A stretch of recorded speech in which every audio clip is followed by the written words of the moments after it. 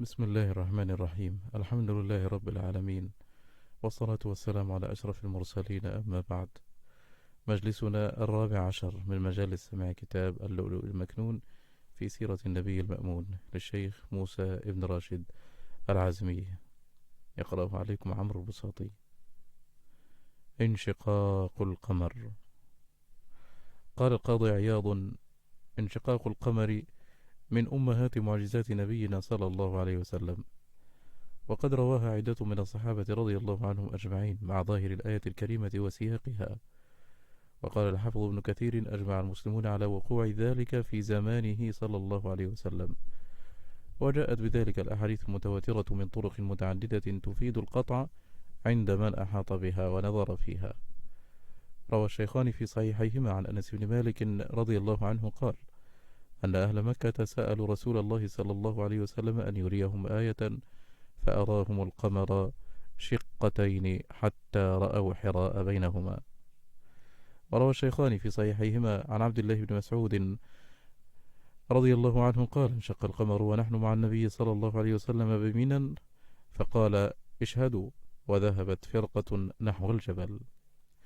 وروى مسلم في صحيحه والإمام أحمد في مسنده واللفظ لأحمد عن أنس بن مالك رضي الله عنه قال: سأل أهل مكة النبي صلى الله عليه وسلم آية، فانشق القمر بمكة مرتين، فقال: اقتربت الساعة وانشق القمر، وإن يروا آية يعرضوا ويقولوا سحر مستمر. وروى الطحاوي في شرح مشكل الآثار والطيالسي في مسنده بسند صحيح على شرط البخاري عن عبد الله بن مسعود رضي الله عنه قال: انشق القمر على عهد رسول الله صلى الله عليه وسلم، فقالت قريش: هذا سحر ابن أبي كبشة، وقالوا: انتظروا ما يأتيكم به السفار، فإن محمدا لا يستطيع أن يسحر الناس كلهم. فجاء السفار فقالوا ذاك. قال الحافظ ابن كثير رحمه الله تعالى: وقد شوهد ذلك، أي انشقاق القمر، في كثير من بقاع الأرض، ويقال أنه أرخ ذلك في بعض بلاد الهند. وقال الحافظ في الفتح: قال بعضهم: لو وقع انشقاق القمر لجاء متواترا، واشترك أهل الأرض في معرفته، ولما اختص بها أهل مكة. وجوابه أن ذلك وقع ليلا وأكثر الناس نيام والأبواب مغلقة، وقل من يرصد السماء إلا النادر. وقد يقع بالمشاهدة في العادة أن ينكسف القمر وتبدو الكواكب العظام وغير ذلك في الليل، ولا يشاهدها إلا الآحاد، فكذلك الانشقاق كان آية وقعت في الليل لقوم سألوا واقترحوا فلم يتآهب غيرهم لها. ويحتمل أن يكون القمر ليلة إذ كان في بعض المنازل التي يظهر لبعض أهل الآفاق دون بعض، كما يظهر الكسوف لقوم دون قوم، ومع ذلك لم يؤمنوا، لأنهم إنما طلبوا ذلك استكبارا وعنادا. عرض الرسول صلى الله عليه وسلم نفسه الشريفة على القبائل والأفراد. قال ابن إسحاق: دخل رسول الله صلى الله عليه وسلم مكة في السنة العاشرة للبعثة في جوار المطعم بن عدي، وذلك عندما رجع من الطائف وقومه أشد ما كانوا عليه من خلافه وفراق دينه. وكان موسم الحج في ذلك العام قد اقترب، فأخذ النبي صلى الله عليه وسلم يتهيأ لدعوة قبائل العرب إلى الإسلام، كما كان شأنه كل عام منذ أن جهر بالدعوة في السنة الرابعة للبعثة، واستمر على ذلك الأمر حتى آخر موسم للحج قبل هجرته صلى الله عليه وسلم إلى المدينة. فكان كلما اجتمع له الناس بالموسم أتاهم يدعو القبائل إلى الله وإلى الإسلام، ويعرض عليهم نفسه وما جاء به من الله من الهدى والرحمة، ويسألهم أن يصدقوه ويمنعوه حتى يبين ما بعثه الله به. روى الإمام أحمد في مسنده بسند صحيح على شرط مسلم عن جابر رضي الله عنه قال: مكث رسول الله صلى الله عليه وسلم بمكة 10 سنين، يتبع الناس في منازلهم بعكاظ ومجنة، وفي المواسم بمنن، يقول: من يؤويني، من ينصرني، حتى أبلغ رسالة ربي وله الجنة. حتى إن الرجل لا يخرج من اليمن أو من مصر فيأتيه قومه فيقولون: احذر غلام قريش لا يفتنك.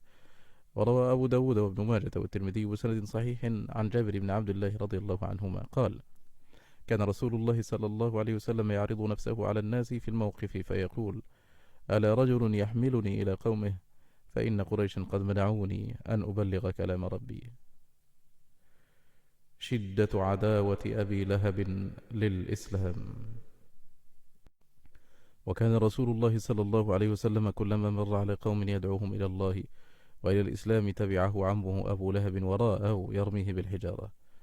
فقد أخرج الإمام أحمد في مسنده وابن حبان في صحيحه بسند صحيح عن ربيعة بن عباد الديلي رضي الله عنه قال: رأيت رسول الله صلى الله عليه وسلم بصر عيني بسوق ذي المجاز يقول: يا أيها الناس قولوا لا إله إلا الله تفلحوا، ويدخل في فجاجها والناس متقصفون عليه، فما رأيت أحدا يقول شيئا وهو لا يسكت يقول: أيها الناس قولوا لا إله إلا الله تفلحوا، إلا أن وراءه رجل أحول وضيء الوجه ذا غديرتين يقول: إنه صابئ كاذب.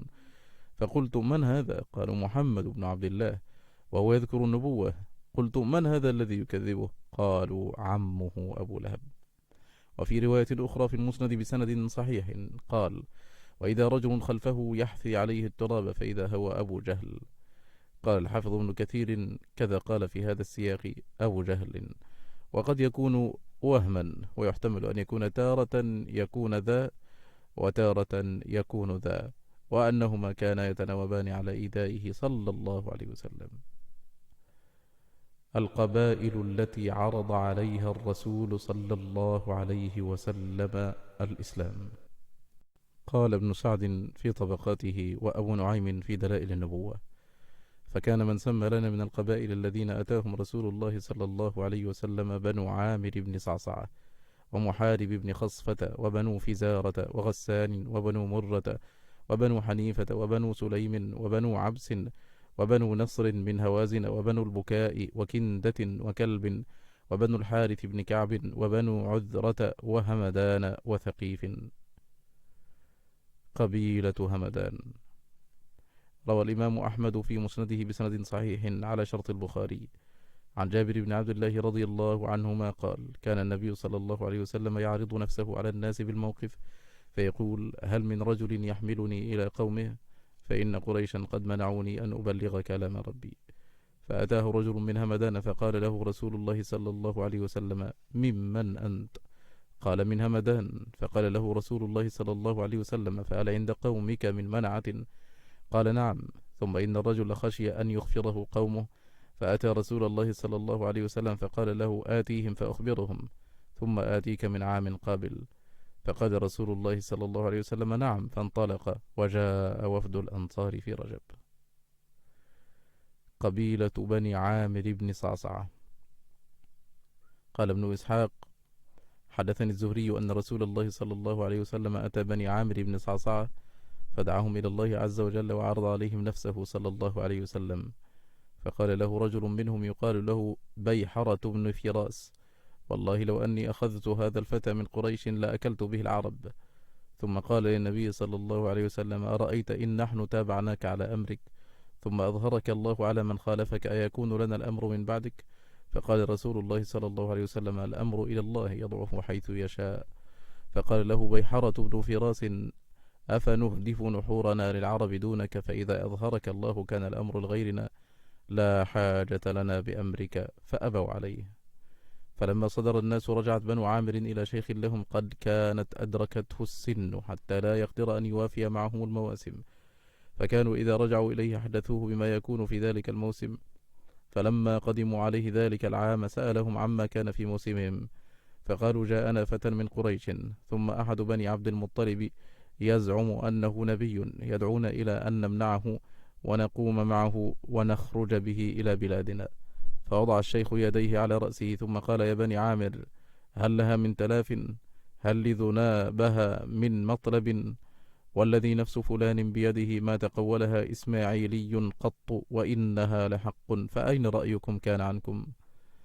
قال الدكتور محمد أبو شهبة رحمه الله تعالى: وفي هذه القصة دلالة قوية على صدقه صلى الله عليه وسلم، فلو كان طالب ملك أو جاه أو يتجر بالمبادئ يصنع كما يصنع دهاقين السياسة في القديم والحديث من استمالة الناس بالأحاديث الكاذبة والوعود الخادعة البراقة، ويمنيهم الأماني الفارغة، حتى إذا تم له ما أراد نسي ما قال ورجع في وعوده، بل قد يتنكر لهم ويسفه عليهم وينكل بهم. وهذا فرق ما بين النبوة وغيرها، وما بين الداعي إلى الحق وطالب الدنيا. روى الإمام أحمد في مسنده وابن حبان في صحيحه بسند صحيح على شرط الشيخين عن ابن عباس رضي الله عنهما قال: أتى النبي صلى الله عليه وسلم رجل من بني عامر فقال: يا رسول الله، أرني الخاتم الذي بين كتفيك فإني من أطب الناس. فقال له رسول الله صلى الله عليه وسلم: ألا أريك آية؟ قال: بلى. قال: فنظر إلى نخلة فقال صلى الله عليه وسلم: أدع ذلك العذق. قال: فدعاه فجاء ينقز حتى قام بين يديه، فقال له رسول الله صلى الله عليه وسلم: ارجع. فرجع إلى مكانه. فقال العامري: يا آل بني عامر، ما رأيتك اليوم رجلا أسحر. قبيلة كندة.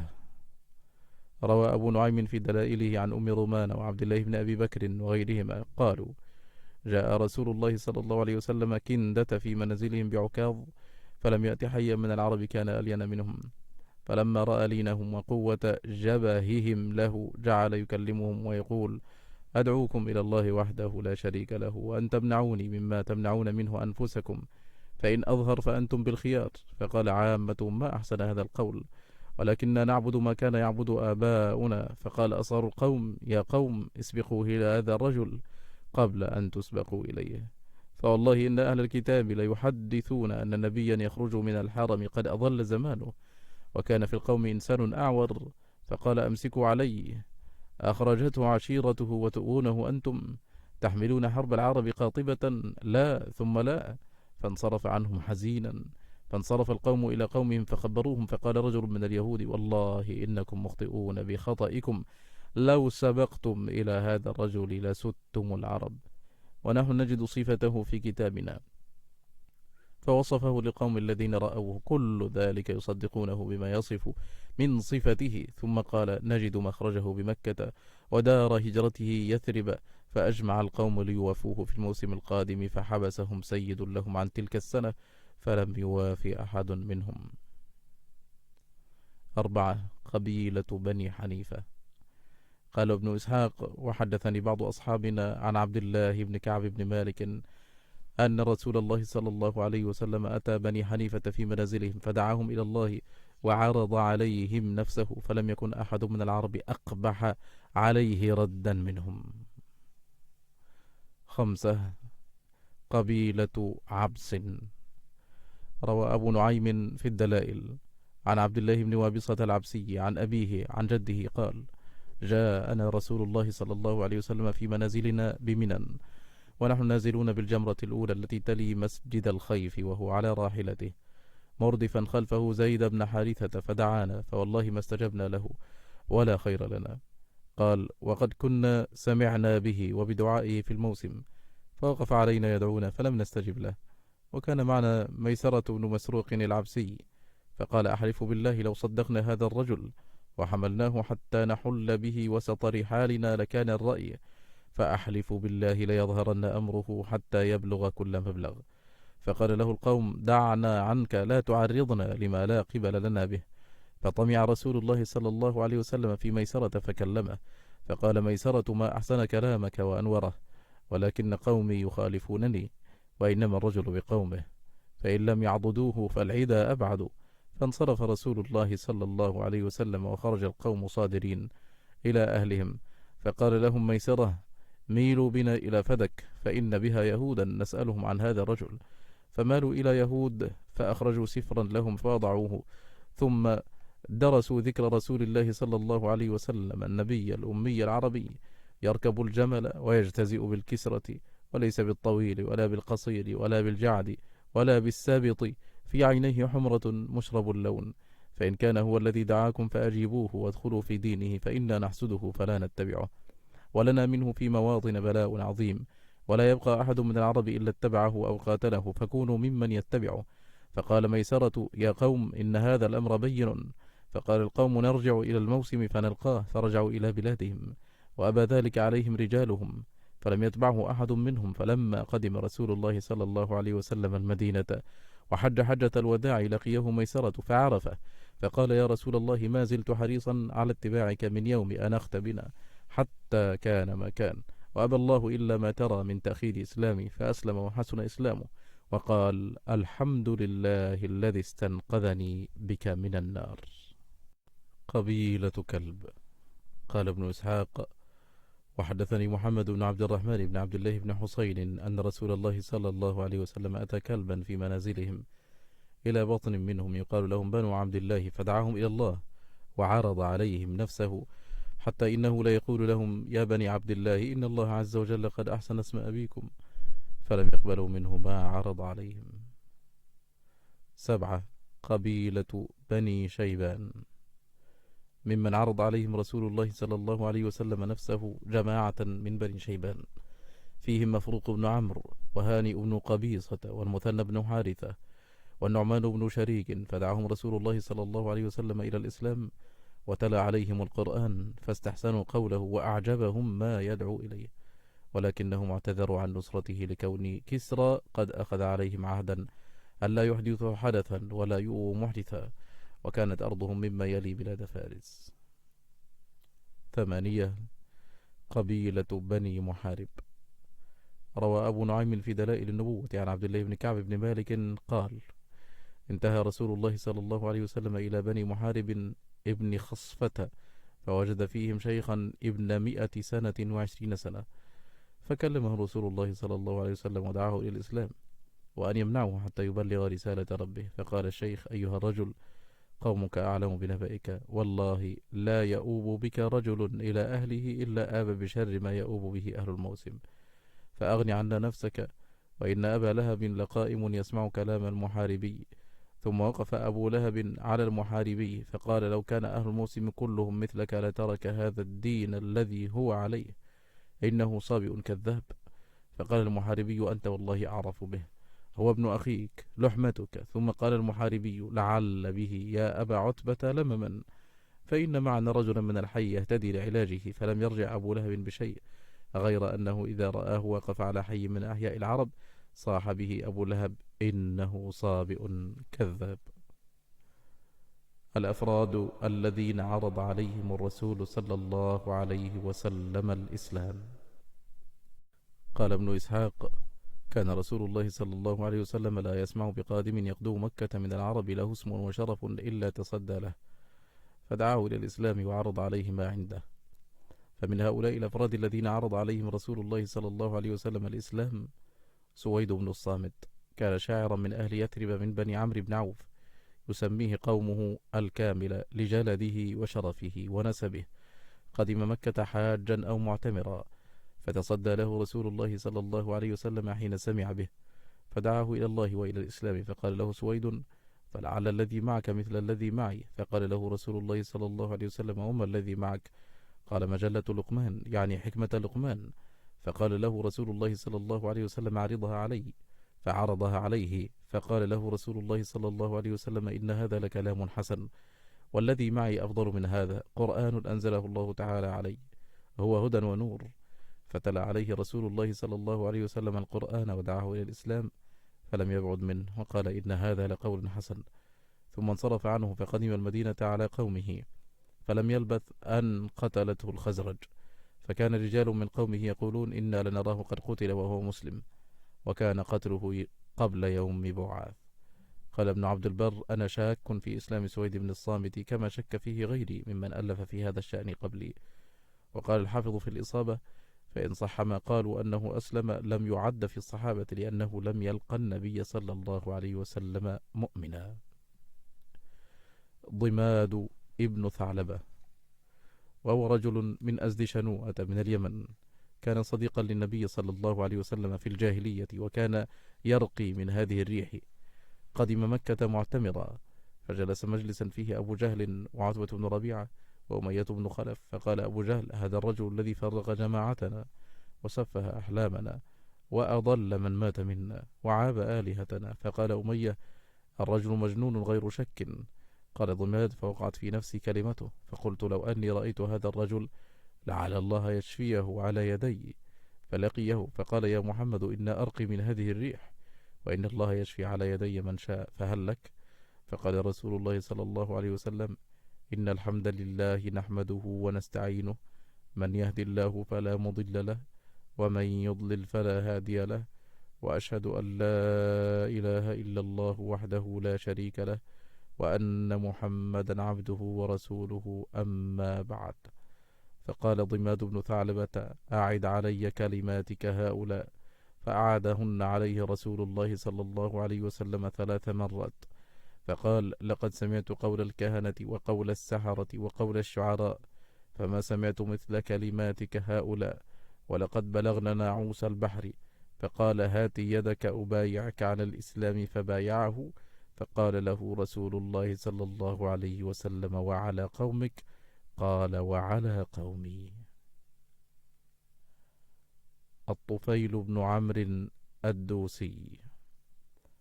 وكان رضي الله عنه رجلا شريفا شاعرا لبيبا، رئيس قبيلة دوس باليمن. قدم مكة، وذلك بعد عودة النبي صلى الله عليه وسلم من الطائف، فمشى إليه رجال من قريش، وكانوا لا يسمعون بقدوم أحد من العرب عليهم إلا استقبلوه، وحذروه من رسول الله صلى الله عليه وسلم، ووصفوه بكل نقيصة خشية أن يسلم. فقالوا له: يا طفيل، إنك قدمت بلادنا، وهذا الرجل الذي بين أظهرنا قد أعضل بنا، وقد فرق جماعتنا وشتت أمرنا، وإنما قوله كالسحر، يفرق بين الرجل وبين أبيه، وبين الرجل وبين أخيه، وبين الرجل وبين زوجته، وإنا نخشى عليك وعلى قومك ما قد دخل علينا، فلا تكلمه ولا تسمعن منه شيئا. قال الطفيل: فوالله ما زالوا بي، أي ما زالوا يخوفونني، حتى أجمعت أن لا أسمع منه شيئا ولا أكلمه، وحتى حشوت في أذني حين غدوت إلى المسجد كرسفا، فرقا من أن يبلغني شيء من قوله، وأنا لا أريد أن أسمعه. قال الطفيل: فغدوت إلى المسجد، فإذا رسول الله صلى الله عليه وسلم قائم يصلي عند الكعبة. قال: فقمت منه قريبا، فأبى الله إلا أن يسمعني بعض قوله. قال: فسمعت كلاما حسنا، فقلت في نفسي: وثكل أمي، والله إني لرجل لبيب شاعر، ما يخفى علي الحسن من القبيح، فما يمنعني أن أسمع من هذا الرجل ما يقول، فإن كان الذي يأتي به حسنا قبلته، وإن كان قبيحا تركته. قال: فمكثت حتى انصرف رسول الله صلى الله عليه وسلم إلى بيته، فاتبعته حتى إذا دخل بيته دخلت عليه، فقلت: يا محمد، إن قومك قد قالوا لي كذا وكذا للذي قالوا، فوالله ما برحوا يخوفونني أمرك حتى سددت أذني بكرسف لئلا أسمع قولك، ثم أبى الله إلا أن يسمعني قولك، فسمعته قولا حسنا، فعرض علي أمرك. قال: فعرض علي رسول الله صلى الله عليه وسلم الإسلام، وتلا علي القرآن، فلا والله ما سمعت قولا قط أحسن منه، ولا أمرا أعدل منه، فأسلمت وشهدت شهادة الحق، وقلت: يا نبي الله، إني امرؤ مطاع في قومي، وأنا راجع إليهم وداعيه من الإسلام، فادعوا الله أن يجعل لي آية تكون لي عونا عليهم فيما أدعوهم إليه. فقال رسول الله صلى الله عليه وسلم: اللهم اجعل له آية. خروج الطفيل رضي الله عنه إلى قومه داعيا إلى الإسلام. قال الطفيل رضي الله عنه: فخرجت إلى قومي حتى إذا كنت بثنية تطلعني على الحاضر، وقع نور بين عيني مثل المصباح، قلت: اللهم في غير وجهي، إني أخشى أن يظنوا أنها مثلة وقعت في وجهي لفراق دينهم. قال: فتحول النور فوقع في رأس سوطي. قال: فجعل الحاضر يتراءون ذلك النور في سوطي كالقنديل المعلق، وأنا أهبط لهم من الثنية، حتى جئتهم فأصبحت فيهم، فلما نزلت أتاني أبي، وكان شيخا كبيرا، فقلت: إليك عني يا أبت، فلست منك ولست مني. قال: لم يا بني؟ قلت: أسلمت وتابعت دين محمد صلى الله عليه وسلم. قال: أي بني، فديني دينك. فقلت: فاذهب فاغتسل وطهر ثيابك، ثم تعال حتى أعلمك ما علمت. قال فذهب فاغتسل وطهر ثيابه، ثم جاء فعرضت عليه الإسلام فأسلم. ثم أتتني صاحبتي فقلت إليك عني فلست منك ولست مني. قالت لم بأبي أنت وأمي؟ قال فرق بيني وبينك الإسلام، وتابعت دين محمد صلى الله عليه وسلم. قالت فديني دينك. قال فاذهبي واغتسلي. فذهبت فاغتسلت ثم جاءت فعرضت عليها الإسلام فأسلمت. دعاء الرسول صلى الله عليه وسلم لقبيلة دوس بالهداية. قال الطفيل رضي الله عنه: ودعوت دوسا إلى الإسلام فأبطأوا علي، ثم جئت رسول الله صلى الله عليه وسلم من مكة فقلت: يا رسول الله، إن دوسا قد عصت وأبت، فادعوا الله عليها. فاستقبل رسول الله صلى الله عليه وسلم القبلة ورفع يديه فقال: الناس هلكوا. فقال رسول الله صلى الله عليه وسلم: اللهم اهد دوسا وأت بهم، اللهم اهد دوسا وأت بهم. ثم قال رسول الله صلى الله عليه وسلم للطفيل: ارجع إلى قومك فادعهم وارفق بهم. قال الطفيل: فرجعت إليهم فلم أزل بأرض دوس أدعوهم إلى الإسلام، حتى هاجر رسول الله صلى الله عليه وسلم إلى المدينة وقضى بدرا وأحدا والخندق، ثم قدمت على رسول الله صلى الله عليه وسلم بمن أسلم من قومي، ورسول الله صلى الله عليه وسلم بخيبر، حتى نزلت المدينة ب70 أو 80 بيتا من دوس. ثم لحقنا رسول الله صلى الله عليه وسلم بخيبر، وكان من بين قبيلة دوس الذين أسلموا على يد الطفيل بن عمرو الدوسي رضي الله عنه راوية الإسلام أبو هريرة رضي الله عنه. استشهاد الطفيل بن عمرو رضي الله عنه. وأقام الطفيل رضي الله عنه بالمدينة مع رسول الله صلى الله عليه وسلم حتى قبض الله رسوله صلى الله عليه وسلم. فلما ارتدت العرب خرج مع المسلمين لقتال المرتدين، واستشهد رضي الله عنه في معركة اليمامة. وقد رأى رؤيا في المنام قبل معركة اليمامة، فقال لأصحابه: إني قد رأيت رؤيا فاعبروها لي. رأيت أن رأسي حرق، وأنه خرج من فمي طائر، وأنه لقيتني امرأة فأدخلتني في فرجها، وأرى ابني يطلبني طلبا حثيثا، ثم رأيته حبس عني. قالوا: خيرا. قال: أما أنا والله فقد أولتها. قالوا: ماذا؟ قال: أما حلق رأسي فقطعه، وأما الطائر الذي خرج من فمي فروحي، وأما المرأة التي أدخلتني فرجها فالأرض تحفر لي فأغيب فيها، وأما طلب ابني إياي ثم حبسه عني فإني أراه سيجهد أن يصيبه ما أصابني.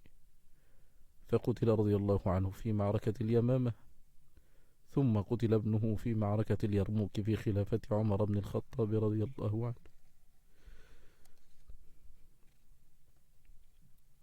قال الحافظ ابن كثير رحمه الله تعالى: وقد وقع الأمر كما أولها رضي الله عنه. إسلام إياس بن معاذ.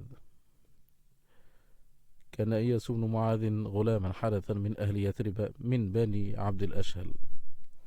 قدم مكة في وفد الأوس يلتمسون الحلف من قريش على قومهم من الخزرج، وذلك قبيل حرب بعاث، فنزلوا على عتبة بن ربيعة فأكرمهم، وطلبوا إليه وإلى قريش أن يحالفوهم على قتال الخزرج. فسمع بهم رسول الله صلى الله عليه وسلم، فأتاهم وجلس إليهم فقال لهم: هل لكم في خير مما جئتم له؟ فقالوا له: وما ذاك؟ قال: أنا رسول الله بعثني إلى العباد أدعوهم إلى أن يعبدوا الله ولا يشركوا به شيئا، وأنزل علي الكتاب، ثم ذكر لهم الإسلام وتلا عليهم القرآن. فقال إياس بن معاذ: أي قوم، هذا والله خير مما جئتم له. فأخذ أبو الحيسر واسمه أنس بن رافع حفنة من تراب البطحاء فضرب بها وجه إياس بن معاذ، وقال: دعنا منك فلعمري لقد جئنا لغير هذا، ما قدم وفد إذن على قوم بشر مما قدمنا به على قومنا. إنا خرجنا نطلب حلف قريش على عدونا، فنرجع بعداوة قريش مع عداوة الخزرج. فصمت إياس، وقال رسول الله صلى الله عليه وسلم عنهم، وانصرفوا إلى المدينة. وكانت وقعة بعاث بين الأوس والخزرج. ثم لم يلبث إياس بن معاذ أن هلك، وكان يهلل الله تعالى ويكبره ويحمده ويسبحه عند موته، فلا يشك قومه أنه مات مسلما. قلت: ذكره الإمام البخاري في تاريخه الأوسط في من مات على عهد النبي صلى الله عليه وسلم من المهاجرين الأولين والأنصار، وترجم له في التاريخ الكبير. يوم بعاث. روى الإمام البخاري في صحيحه عن عائشة رضي الله عنها قالت: كان يوم بعاث يوما قدمه الله لرسوله صلى الله عليه وسلم، فقدم رسول الله صلى الله عليه وسلم وقد افترق ملأهم وقتلت ثرواتهم وجرحوا، فقدمه الله لرسوله صلى الله عليه وسلم في دخولهم في الإسلام. وبعاثه هو مكان، ويقال حصن، وقيل مزرعة عند بني قريظة على ميلين من المدينة، وكانت به وقعة بين الأوس والخزرج، فقتل فيها كثير منهم. وكان رئيس الأوس فيه حضير والد أسيد بن حضير رضي الله عنه، وكان رئيس الخزرج يومئذ عمرو بن النعمان البياضي، فقتل فيها. وكان النصر فيها أولا للخزرج، ثم ثبتهم حضير فرجعوا، وانتصرت الأوس، وجرح حضير يومئذ فمات فيها، وذلك قبل الهجرة ب5 سنين. وقد قتل فيها من أكابرهم من كان لا يؤمن، أي يتكبر ويأنف أن يدخل في الإسلام حتى لا يكون تحت حكم غيره. وقد كان بقي منهم من هذا النحو عبد الله بن أبي بن سلول المنافق لعنه الله. قال الدكتور محمد أبو شهبة رحمه الله تعالى: وقد شاء الله سبحانه أن تكون هذه الوقعة العظيمة قبيل مقدم النبي صلى الله عليه وسلم المدينة، لتتهيأ النفوس لقبول الإسلام والإيمان بالرسول صلى الله عليه وسلم، وليظهر فضل الإسلام على الأنصار، فقد جمعهم بعد الفرقة، وغرس في قلوبهم المحبة بعد العداوة، والوئام بعد الشقاق. بدء إسلام الأنصار.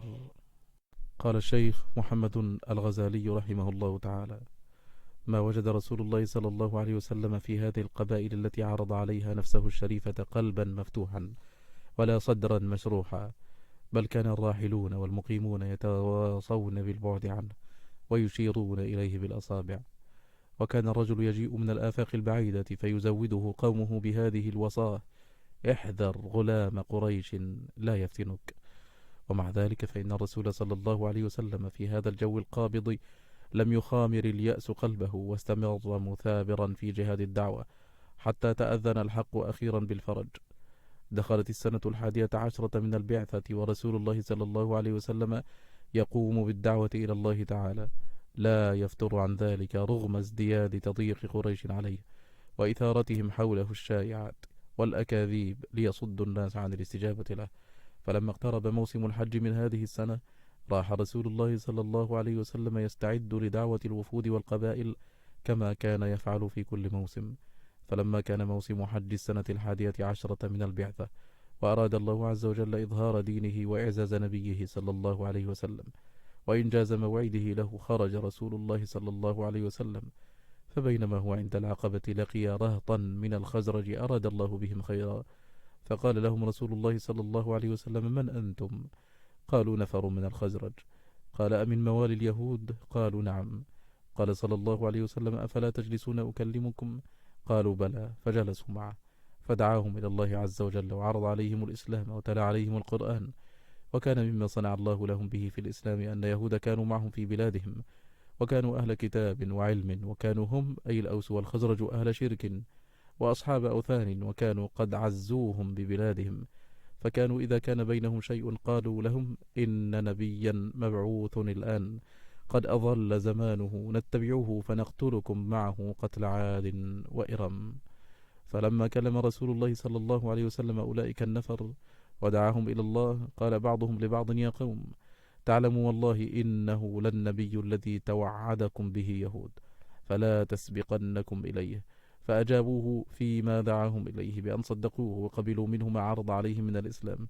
وكانوا أي هؤلاء النفر من الخزرج من عقلاء يثرب أنهكتهم الحرب الأهلية التي مضت من قريب، والتي لا يزال لهيبها مستعرا، فأملوا أن تكون دعوته صلى الله عليه وسلم سببا لوضع الحرب.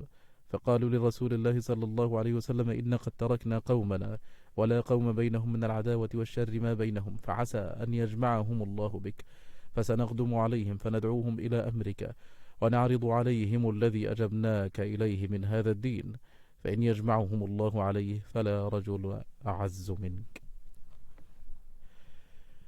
أول مسجد قرئ فيه القرآن بالمدينة. ثم انصرفوا عن رسول الله صلى الله عليه وسلم راجعين إلى بلادهم وقد آمنوا وصدقوا، فكان أول مسجد قرئ فيه القرآن بالمدينة مسجد بني زريق. قال الحافظ الفتح: زريق بتقديم الزي مصغرا، ويستفاد منه جواز إضافة المساجد إلى بانيها أو المصلي فيها، ويلتحق به جواز إضافة أعمال البر إلى أربابها. عدد وأسماء رهط الخزرج رضي الله عنهم. وكان هؤلاء الرهط 6 نفر من الخزرج كما ذكر ابن إسحاق، وهم: من بني النجار أسعد بن زرارة رضي الله عنه، عوف بن الحارث رضي الله عنه وهو ابن عفراء. من بني زريق رافع بن مالك العجلاني رضي الله عنه.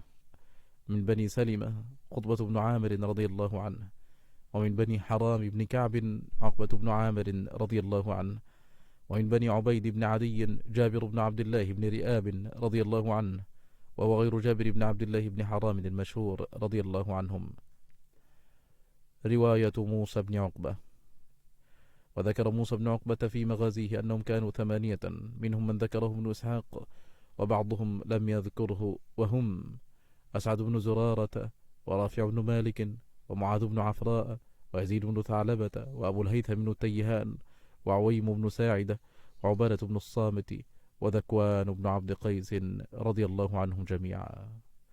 وذكر ابن سعد في الطبقات القولين، وعندما ذكر الرواية التي تقول بأنهم 6 وهي رواية ابن إسحاق قال محمد بن عمر الواقدي: هذا عندنا أثبت ما سمعنا فيهم وهو المجتمع عليه. ينتهي هنا مجلسنا هذا، وصلى الله وسلم وبارك على سيدنا محمد وآله وصحبه، والسلام عليكم ورحمة الله تعالى وبركاته.